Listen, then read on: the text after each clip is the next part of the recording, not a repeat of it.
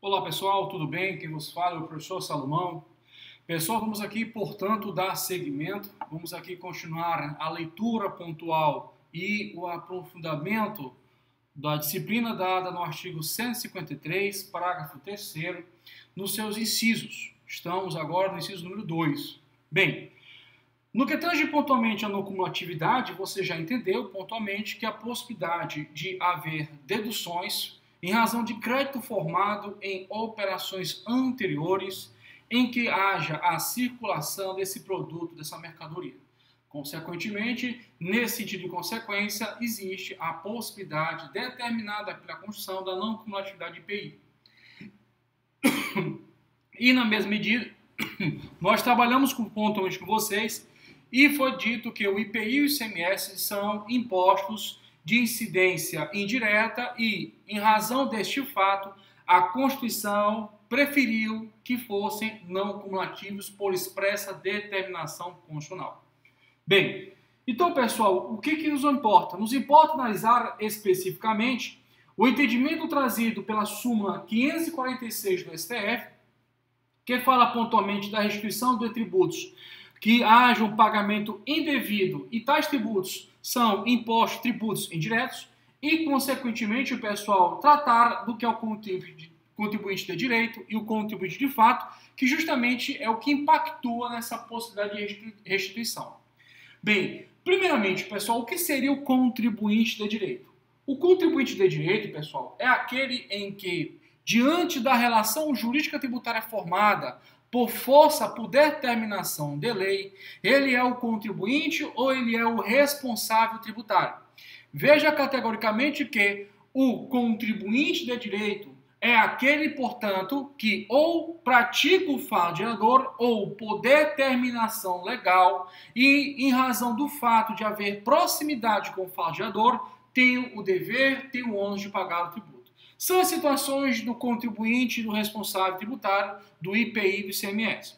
Agora veja, o contribuinte de fato, pessoal, é aquele em que, diante da repercussão de toda a circulação desse produto, dessa mercadoria, ao chegar ao ponto final, ele suporta todo o ônus da carga tributária. Veja pontualmente que o contribuinte de fato, ele não é, pessoal, o contribuinte propriamente dito do CTN. Ele não é também o responsável tributário, mas ele suporta a carga tributária. É só você olhar, pessoal, o consumidor em geral. Ele, quando vai comprar um produto, vai comprar um maquinário, vai contratar um serviço, ele assume, portanto, pessoal, não somente o valor normal, natural, íntegro, in natura daquele bem ou daquele serviço. Quem dera se fosse, né? Mas não é isso. Ele não só suporta isso, ele suporta também todas as despesas, evidentemente de forma proporcional, almejadas pelo lucro que aquele fabricante, que aquele industrial, que aquele transportador, que aquele varejista, atacadista foi cada vez mais empurrando para a conta do consumidor. Então, o contribuinte de fato é aquele que suporta, pessoal, de certa maneira, um percentual atinente à carga tributária, um percentual atinente à conta de luz, um percentual atinente, pessoal, ao RH da empresa, enfim. É você, somos nós que vamos até uma loja e pagamos por um sanduíche, pagamos por uma comida e não sabemos que boa parte disso, pessoal, reverbera para nós os efeitos, os impactos da carga tributária. E isso é importante assinalar, por quê, pessoal? Porque diante desse cenário que nós estamos diante de um imposto que é de incidência indireta, existe a possibilidade de restituição. Agora veja, com muita calma que existe toda uma propriedade, existe toda uma condição para isso. Primeiramente, eu queria ler com vocês o artigo 166 do CTN. O artigo 166 do CTN.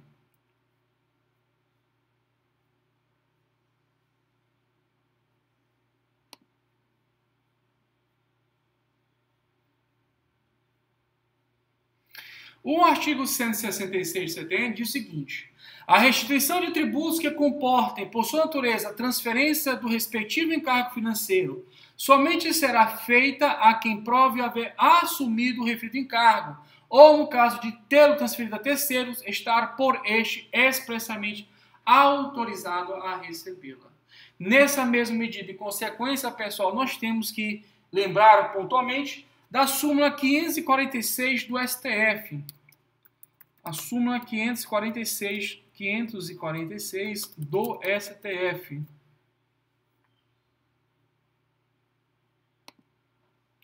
A súmula 546 do STF diz o seguinte, pessoal: cabe a restituição do tributo pago indevidamente quando reconhecido por decisão que o contribuinte de direito de jure não recuperou do contribuinte de fato o quanto respectivo. Nessa mesma essência e medida, eu destaco para vocês um caso que impactou no IPI, que é a matéria de nossa aula, que também transmite a mesma informação ontológica. Olha o que diz o recurso extraordinário 589.715, julgado em 2010. Bem, nesse sentido pontual, o seu agravo regimental, nós temos aqui, pessoal, a pretensão de compensação do IPI não merece acolhida. É que, diversamente do que preceitua o artigo 546, ou a súmula 546 do STF, ficou consignado no arresto impugnado que a hora agravante contribuinte de direito não logrou comprovar que o tributo pago indevidamente não foi repassado ao consumidor. Então, aquele que, portanto, queira ter a restituição de todos os tributos pagos, sejam eles, pessoal, IPI ou ICMS, evidentemente, ele tem que comprovar que houve o que, pessoal? Bem, que ele suportou um ônus financeiro, um ônus econômico que não lhe era competente. Porque quando você compra um produto, evidentemente fica encarecido em razão do lucro que a empresa quer ter. Mas não significa dizer que você tenha que pagar o tributo, mesmo na proporção fragmentada de 2, 3% da mercadoria ou produto, mais fragmentada em cima dali, que você tem que suportar isso.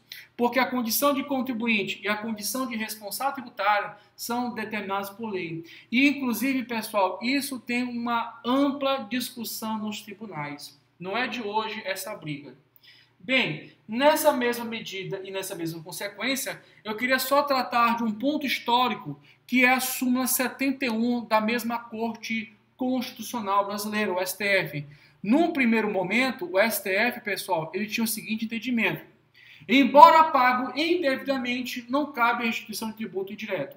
Mas, lógico, graças a Deus, isso foi superado e veio a súmula 546, logo bem em seguida, que diz o seguinte: cabe a restituição do tributo pago devidamente quando, olha só, reconhecida por decisão que o contribuinte de direito não recuperou do contribuinte de fato o quanto respectivo. Beleza, pessoal? Tranquilo? Tá de boa? Matéria interessante, pessoal. Um tema bastante interessante. No material de apoio, eu coloquei outros mais julgados, outros mais temáticas que tratam acerca da matéria.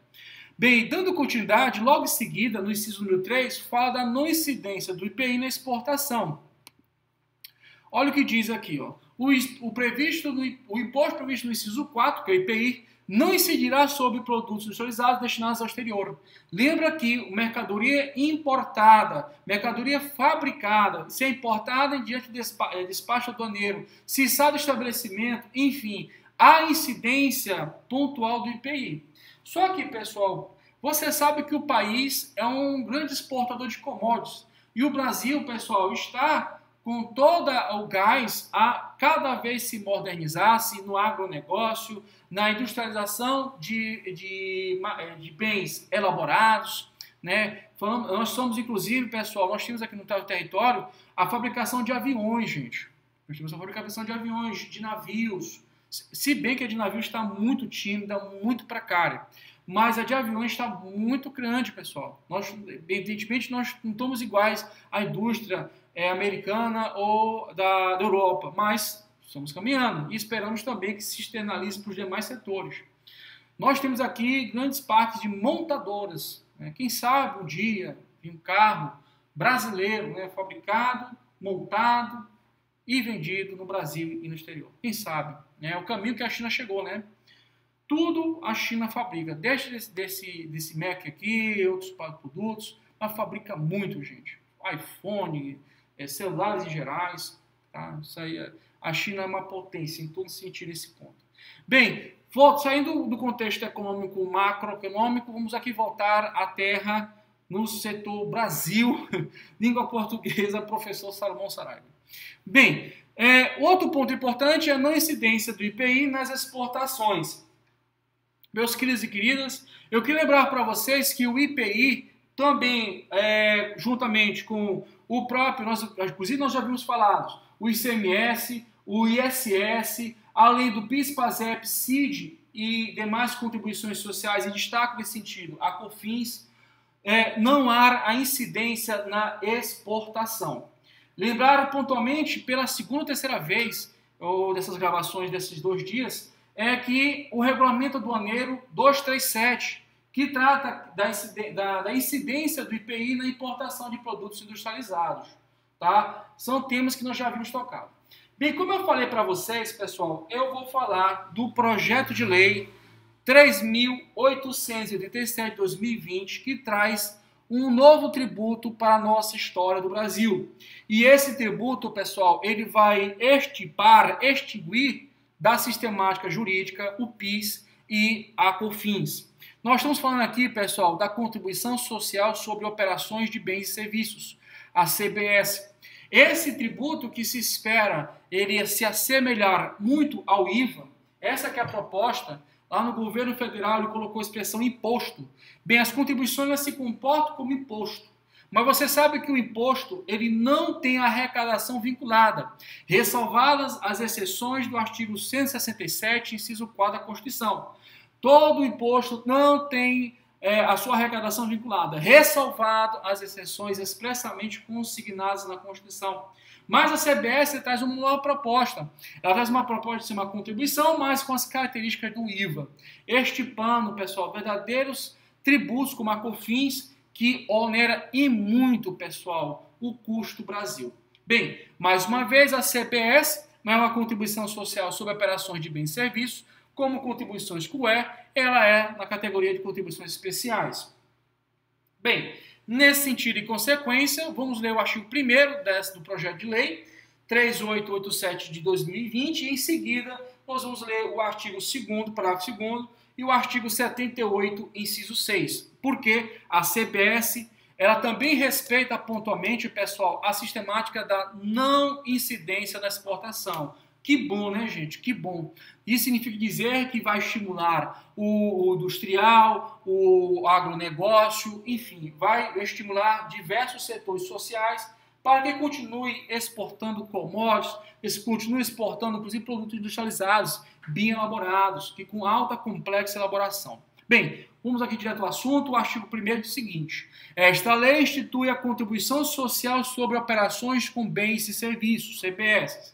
E aí vem um parágrafo único. A CBS incide sobre operações com bens e serviços. Em relação a operações no mercado interno, na forma do capítulo 2, e em relação das operações de importação, no capítulo 3. Aqui veja que não há a indicação da incidência das operações que destine bens e serviços ao exterior. Isso é reforçado no artigo 2º caput, combinado, evidentemente, com o parágrafo 2º do mesmo projeto de lei. Olha o que diz. A CBS incide sobre o oferimento da receita bruta de que trata o artigo 12 do Decreto-Lei 1598/77, em cada operação. Seguidamente, pessoal, o parágrafo 2º do mesmo dispositivo faz a seguinte referência. A CBS não incide sobre receitas decorrentes da exportação para o exterior, assegurada a apropriação de créditos a elas vinculantes. Então, pessoal, deixo bem claro para vocês que a CBS não incide na exportação. Um outro ponto interessante, pessoal, eu peço o Venha não ter falado de início, enfim, que é que também a CBS, ela prevê a não cumulatividade. Pessoal, a Constituição ela só prevê não cumulatividade a 2 tributos, o IPI e o ICMS, já foi questão de objetivo de prova. Mas no que tange a não cumulatividade quanto os demais tributos, em especial as contribuições sociais, somente há a disciplina na lei, inclusive determinando o critério de não cumulatividade. Então, atualmente, nós temos o quê? 2 impostos previstos na Constituição, que são não cumulativos, que é o IPI e o ICMS, e uma autorização constitucional, que as contribuições sociais sejam também não cumulativas, respeitando os limites constitucionais e os limites definidos em lei. A mesma história, a mesma particularidade, você vai encontrar aqui agora com a CBS. Nós temos aqui a seguinte informação, vou ler pontualmente o artigo 9º. Eu vou ler, pessoal, vou pedir só um pouco de time para colocar aqui para carregar o aparelho, tá bom? Já começo de novo. Bem, antes de mais nada, o artigo 9º diz o seguinte: a pessoa jurídica sujeita à CBS incide na forma deste capítulo poderá apropriar crédito correspondente ao valor da CBS, destacado em documento fiscal relativo à aquisição de bens ou serviços. Pessoal, deixa eu só pegar aqui rapidinho o carregador, questão de minutos. Com licença.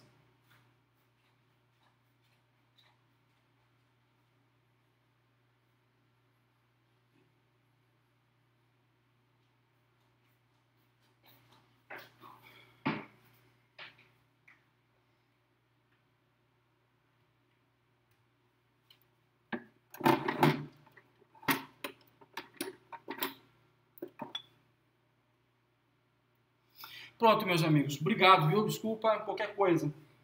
Bem, nesse sentido e consequência, então, você sabe que, além daqueles tributos que nós havíamos tratado com vocês, nós temos a não cumulatividade da CBS. Existe também aqui no ponto modal do projeto de lei uma parte que trata da regras de transição, em que vai buscar extirpar, extinguir do sistema jurídico a PIS e a COFINS. Só lá no finalzinho.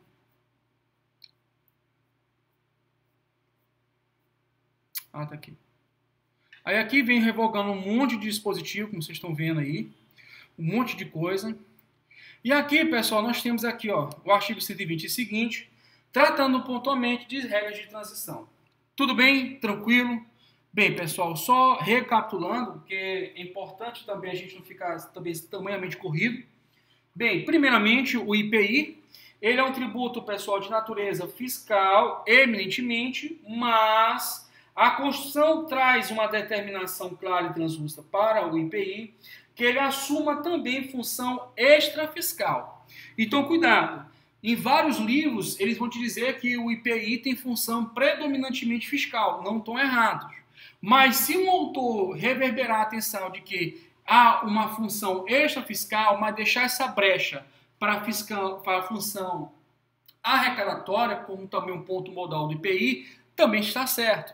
Agora, ele não é um tributo de preponderância extrafiscal. O IPI arrecada, gente. O IPI é um tributo de arrecadação mesmo. Mas ele pondera atenção específica quanto à sua função extrafiscal, nós vimos, quanto à seletividade em função da essencialidade do produto, ou seja, quanto maior a essencialidade do produto, isto é, importância econômica e social, menor vai ser a carga tributária, é só lembrar da cesta básica. E, em contrapartida, quanto menor for a essencialidade do produto, ou seja, quanto menor for, portanto, pessoal, a importância econômica e social desse produto, o que vai acontecer? A carga tributária vai ficar lá nas estratosferas. Nós temos um tributo que, inclusive, eu já vi sendo citado em conferências internacionais, né, Brasil e Portugal, uma incidência de 300% no cigarro. Mas existe uma lógica, pessoal, de por que tem essa incidência de 300%. Né? O cigarro, bebida alcoólica em geral, ele não tem nenhum grau de relevância econômica social. Não tem. Tá? Bem, nesse sentido pontual, o IPI também, pessoal, será não cumulativo. E vimos pontualmente o que significa dizer, ao pé da letra, o fato de ele ser não cumulativo. Significa dizer que ele coíbe o efeito cascata do tributo. Ele coíbe que fique cada vez mais o próximo da cadeia produtiva de consumo tendo que assumir maior carga tributária. Então, o que vai acontecer? Diante do fato de haver a composição de créditos, ele vai fazer as deduções. E isso vai gerar o quê, gente? Uma diminuição mesmo que não seja grande e real, mas haverá pelo menos uma tendência clara e translúcida de haver o quê? Uma redução do impacto fiscal, tributário no final da conta, no final da cadeia. Bem, e aí envolve a situação do contribuinte de direito, contribuinte de fato, reverbera atenção ao artigo 166 do CTN, que trata pontualmente que o contribuinte de fato ele não tem que assumir o ônus fiscal, gera-lhe direito à restituição. Seguidamente, existe inclusive súmula nesse sentido, pessoal, vimos pontualmente. Agora vamos aqui tratar de um outro ponto também importante da matéria. Tem a questão ele não incide na exportação, tá? Bem, vamos trabalhar um ponto importante da matéria, que está no inciso 4 do parágrafo 3º do artigo 153. Um ponto bastante importante que remete a atenção para nós, pessoal, de conceitos econômicos contábeis. O inciso 4 do parágrafo 3º da Constituição, do seu artigo 153, diz o seguinte: terá reduzido impacto sobre a aquisição de bens de capital pelo contribuinte do imposto, na forma da lei. E aí, pessoal, eu chamo a atenção para vocês, pontualmente, acerca ainda da matéria, a Lei Complementar 123 de 2006, tá? E aí, o artigo 65, salvo engano, o parágrafo 4º, mas aqui eu vou aqui na internet com vocês juntos, nós vamos identificar e comprovar. Salvo engano, é o 65, parágrafo 4º.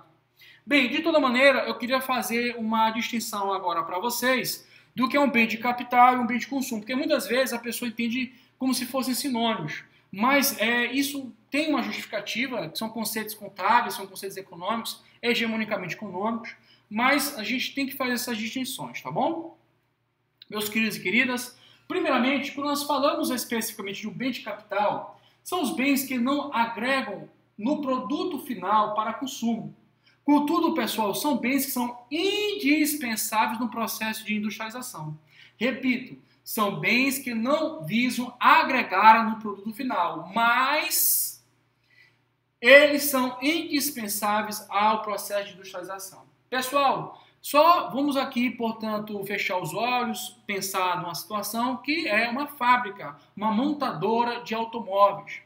Pessoal, indiscutivelmente, o pneu, né, a carcaça, o carro inteiro, né, ele é um bem que é passível de venda para consumo próprio, né, ou através, inclusive, pessoal, para outros negócios, mas pontualmente é consumo, é um produto que é fabricado para ser consumido.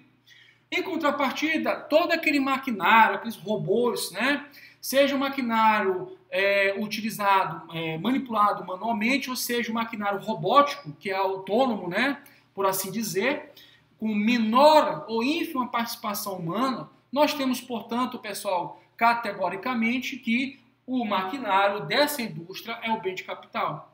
Pessoal, aqueles tratores, né, que você está no campo, você vê, em determinadas localidades, fazendo todo o tratamento do solo e seguidamente fazendo a colheita do produto, né? Nós temos que aquele maquinário, pessoal, ele não é um bem de consumo, é um bem de capital. Por quê, professor? Porque são bens que agregam no produto final, mas eles não agregam ao produto final e, contudo, pessoal, todavia, entretanto, eles são indispensáveis. Imagina um terreno daquele enorme, gigantesco, não tendo um maquinário desse. Vai ser praticamente, pessoal, pode até ter um resultado positivo, mas vai ser muito tempo, muito desperdício de tempo, contratando um monte de pessoas. Infelizmente, é a realidade. Outro ponto interessante que a gente poderia apontar também como bem de capital é a situação da indústria farmacêutica, né? Veja que a fabricação do líquido, do fármaco, né, do líquido, né, da droga que é utilizada para medicamentos, bem como da embalagem, eles não são, pessoal, bem de capital. Mas o que é? É o maquinário, né, o robô que faz ali o processamento, né, as peças, as engrenagens, tudo isso são bens de capital. Então, bens de capital são, portanto, pessoal, bens que não agregam ao produto final para consumo, mas são indispensáveis no processo de industrialização. E aí, pessoal, nós temos como ponto modal de referência, comumente, todo o maquinário de uma indústria siderúrgica, uma indústria de montagem de veículos automotores, Enfim, pessoal, todo maquinário associado a isso são bens de capital. A Constituição autoriza que os bens de capital, pessoal, eles têm o que, gente? Um impacto reduzido por parte do seu contribuinte, tá? No que tange pontualmente a aquisição do bem de capital. Ou seja, a incidência da IPI no que tange os bens de capitais terá um impacto reduzido pelo contribuinte. Agora veja, pontualmente, o bem de consumo. O que seria um bem de consumo? Pessoal, a gente tem uma tendência de achar que bem de consumo é só a maçã, né?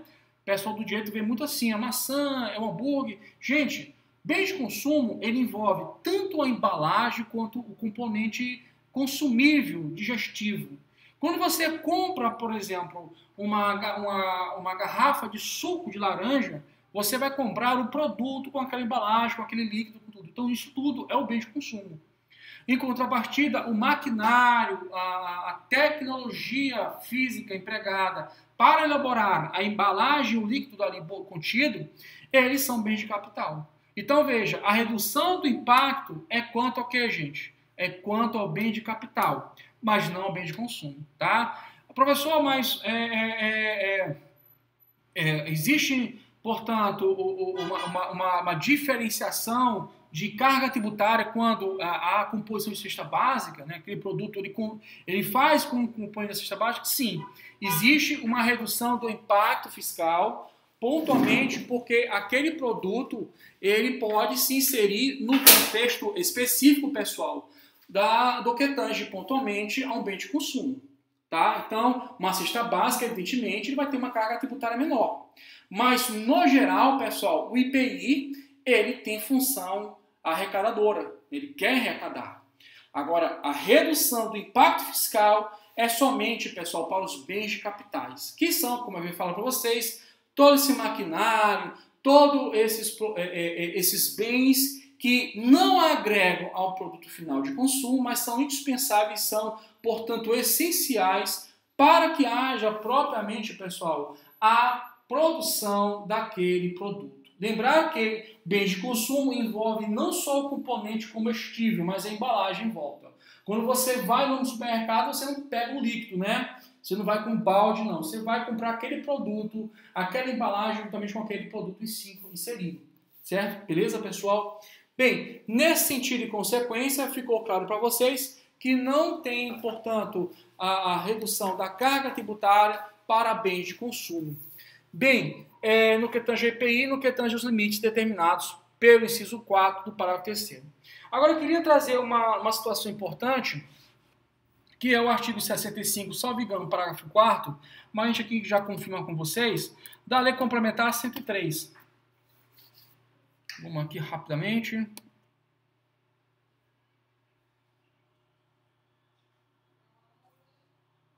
Ô, gente, 123.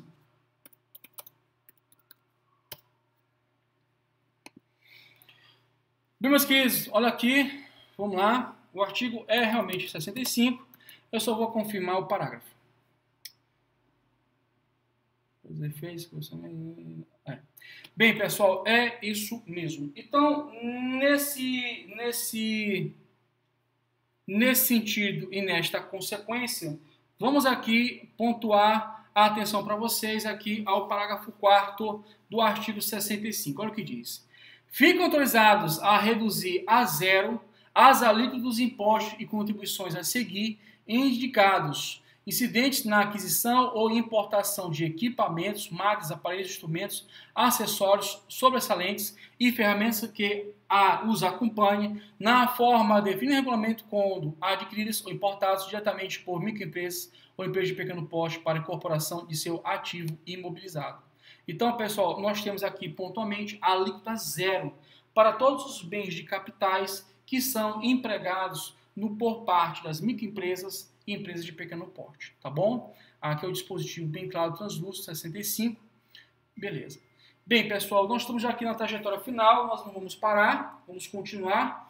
Vamos tratar pontualmente nos temas que envolvem o lançamento fiscal e o fato gerador que tange ao IPI, e a gente encerra e vamos na próximo encontro falar de IOF.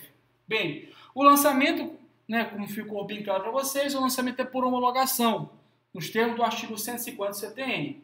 Ou seja, o contribuinte ele vai ter que declarar aspectos factuais e jurídicos e, seguidamente, vai fazer a antecipação do pagamento, consequentemente, vai ficar sob condição resolutória de homologação futura por parte da Autoridade Administrativa Fazendária Federal. Tá? Seguidamente, nós vimos ainda há pouco o fato gerador do IPI, está no artigo 46, e trata pontualmente, pessoal, de circunstâncias como desembaraço aduaneiro, a saída da mercadoria do estabelecimento. Então, o fato gerador está no artigo 46, que inclusive nós já vimos estudado.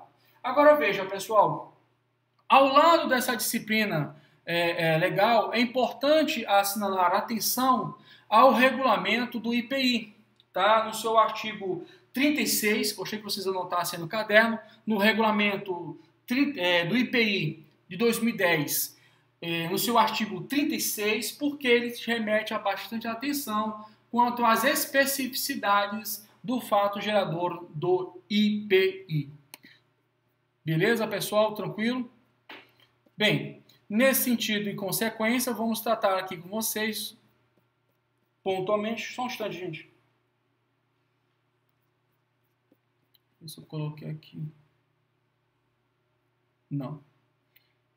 Eu vou daqui a pouco colocar para vocês. Bem, pessoal, nesse sentido e consequência, vamos tratar também de um outro ponto importante, pessoal, que é a base de cálculo alíquota. Mas eu vou inserir aqui para vocês no sistema, aqui para a gente olhar, o decreto 7212, decreto tranquilo. Ele é um pouco longo, é um decreto, inclusive, pessoal, que ele se alinha a todas as causas, a todas as tratativas que envolvem o Mercosul, e ele é muito cobrado para quem quer fazer próprio auditor fiscal da Fazenda Pública Federal, né? Auditor fiscal do Ministério da Economia, no caso. Então, ele vai fazer pontualmente a leitura desse decreto. Bem, nesse sentido de consequência, pessoal, eu queria deixar bem claro que temos que dar uma lida pontual no artigo 190. O artigo 190. Lembrar pontualmente que o artigo 139, que já vimos, inclusive, trabalhado para vocês, diz o seguinte: o imposto será calculado mediante a aplicação das alíquotas constantes da TPI sobre o valor tributável dos produtos. E o valor tributável dos produtos, pessoal, estão aqui consagrados. Veja, não temos dificuldade de raciocinar quais são a base de cálculo do IPI. Base de cálculo é o produto, gente. É o produto. Seja um produto de procedência estrangeira, seja um produto de procedência nacional. Produto. Tudo bem? E a alíquota, pessoal, vai variar. Vai variar conforme, categoricamente, a Constituição determina de ele ser ou não essencial. Então, a base de cálculo, pontualmente, é o valor do produto, né, associado com a variação que se estabelece especificamente com a alíquota no que tange a função essencial do produto. Bem, finalizando, portanto, essa temática, aí requer atenção ao CTN, aproveito e dou uma lida no artigo 46, porque eu tenho que fazer a simbiose com o artigo 51, o artigo 46 do CTN, porque tem que ser lido em conjunto com o 51. O artigo 46 do CTN diz o seguinte: o imposto de compras da União sobre produtos industrializados tem como fato gerador, aí vem o seu desembaraço aduaneiro, quando de operação estrangeira, como eu falei para vocês, a sua saída do estabelecimento, ou a sua arrematação quando levado a leilão. Seguidamente, pessoal, nós temos que ler especificamente o artigo 51. Porque o artigo 51, pessoal, ele vai nos informar categoricamente quem são os contribuintes do IPI. Bem, aqui é bem fácil para memorizar. Bem, o contribuinte do IPI é sempre quem, gente? O importador, o industrial, o comerciante e o arrematante de produtos apreendidos ou abandonados levados a leilão. Veja que o importador industrial, a Constituição, o CTN é bem claro. É o importador ou quem a lei a ele equiparar. O industrial ou quem a lei a ele equiparar. Aí o comerciante de produtos sujeitos ao imposto que os forneça aos contribuintes definidos no inciso anterior. Então, veja categoricamente que IPI não incide perante o consumidor. O consumidor ele não vai lá numa loja pagar um tributo inserido em uma mercadoria. Não, já tem o efeito da repercussão no que tange pontualmente a condição dele de contribuinte de fato, e aí ele tem direito, pontualmente, se comprovado, né, comprovado por A mais B, a direito à restrição do pagamento indevido, conforme a orientação dada no artigo 166 do CTN. Bem, nesse sentido pontual, pessoal, eu gostaria de deixar destacado para vocês, não tão menos importante, que é o artigo Agora eu tenho que olhar aqui, gente. Minha cabeça parou. Esse é o 25. Só um instantinho, gente. Agora cansou. Salvo engano. Será que eu errei? Ai, papai. Será que eu errei? Vamos lá, gente. Eu acho que é o 25, salvo engano. Mas se não for, eu tenho em mente, eu falo para vocês o que trata o 25. Olha, é grande esse decreto. Rapidinho, meu povo. Estamos já encerrando aqui a aula. 69. Acertei. Então, pessoal, o artigo 25 do referido decreto, veja que o CETENI ele fala dos contribuintes e, seguidamente, o regulamento do IPI fala também dos responsáveis. Não tem problema a leitura consonante dele, porque todos os dispositivos aqui consagrados, eles são expressamente apoiados em previsão clara de lei. Então, o artigo 25, pessoal, ele fala de todos os responsáveis ao pagamento do IPI. Veja que o contribuinte é o que pratica o fato gerador. E, em contrapartida, o responsável é aquele que, mesmo não praticando o fato gerador, tem uma relação de proximidade com o mesmo e a lei determina o dever de pagar o tributo. Bem, o transportador, o possuidor, o detentor, o proprietário, o possuidor, o transportador de qualquer bem em que tenha o critério de detenção do produto nacional, enfim, o próprio estabelecimento adquirindo o produto usado. Tá aí as tipologias pontuais, tá bom? Meus queridos, eu agradeço muito a presença de todos vocês, te desejo pontualmente um bom dia, uma boa tarde, uma boa noite, seja feliz, se realize. Muito obrigado pela atenção de todos vocês e desejo, portanto, que, se possível, pessoal, compartilhe essa videoaula, deixe o seu like, propicie que esse canal cresça, eu te peço essa ajuda, esse favor, e ao mesmo tempo te desejo uma excelente manhã, uma excelente tarde, uma excelente noite. Muito obrigado e não esqueçam que Deus realiza sonhos. Obrigado e até mais.